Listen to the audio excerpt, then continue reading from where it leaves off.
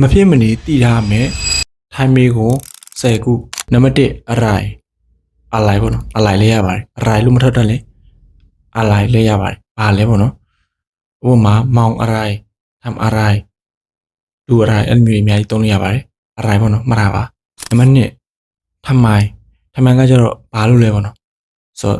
သူများတစ်ခုလို့လိုက်တာအဲ့မျိုးဆိုရှင်ဘာလို့လောက်တာလဲဆိုရှင်ထမိုင်အဲ့မျိုးလေးအများသုံးလို့ရပါတယ်ဘာကြောင့်လဲလို့မေးတာပေါ့နော်နံပါတ်3ထိနိုင်ဘယ်နေရာလဲပေါ့နော်ဥပမာဘယ်သွားမှလဲဆိုရှင်ပိုင်ထိနိုင်ဘယ်မှာနေရာလဲဆိုရှင်ယူထိနိုင်ဆိုတော့အများသုံးလို့ရပါတယ်အဲ့ဒါလည်းရေးကြည့်ပါတယ်နံပါတ်4ရငိုင်ဘယ်လိုလဲပေါ့နော်ဥပမာဘယ်လိုစားမလဲဆိုလို့ရှိရင်ကင်ရငိုင်ဘယ်လိုလုပ်မလဲထမ်းရငိုင်တောင်းပိုင်ရငိုင်ဘယ်လိုသွားရမလဲအမျိုးလေးအများသုံးလို့ရပါတယ်အဲ့ဒါလည်းရေးကြည့်ပါတယ်နံပါတ်5 pro အရိုင်ပေါ့နော်အဲ့ဒါကျတော့ဘာဖြစ်လို့လဲပေါ့အဲ့ဒါရငိုင်နဲ့တူတယ်ဆိုပေမဲ့ pro အရိုင်ကျတော့ဘာကြောင့်လဲဆိုအဲ့မျိုးလေးသုံးပါတယ် pro အရိုင်ဒါတော့တိတ်မသုံးဘူးနော်ဒါပေမဲ့သိတာပါပဲနံပါတ်6ရောဒါမှမဟုတ်လော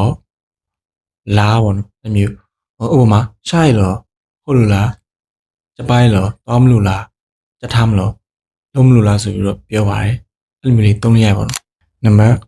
9ထောက်လိုက်ပေါ့နော်ဆိုတော့အဲ့ဒါ0ရဲ့နေရာကြီးပစ္စည်းရည်အတွက်တဲ့နေရာမှာသုံးပါတယ်ထောက်လိုက်ဘယ်လောက်လဲအဲ့လိုမျိုးလေးသုံးပါတယ်10ခိုင်ဘယ်သူလဲပေါ့နော်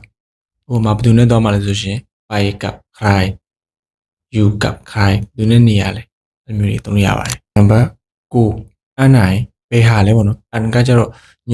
ပြောနေအန်နီဆိုတာအန်နိုင်ဆိုလို့ရှိရင်တော့ဘယ်ဟာလဲဆိုလို့ပြောပါတယ်အန်နိုင်ဘယ်ဟာလဲ30ကီပေါ့နော်ဟိုမှာရှေ့ကပြောခဲ့တဲ့မျိုးကီအန်ဆိုရင်ဘယ်နှခုလဲကီအန်ဘယ်နှခုလဲကီကိုပြောပါဖြစ်ပါတယ်ဟိုမှာအောင်ကီလို့ဘလုံးယူမှာလဲအဲ့မျိုးတွေသုံးလို့ရပါတယ်လက်ဆိုတော့ထိုင်းစကားမှာမေးရတဲ့ပတ်သက်ပြီးအရှိကန်တော့သိမယ်တင်ပါတယ်နောက်နေ့ပြီးတော့ပြန်စမှာပဲအားလုံးပဲဘိုင်ဘိုင်ပါ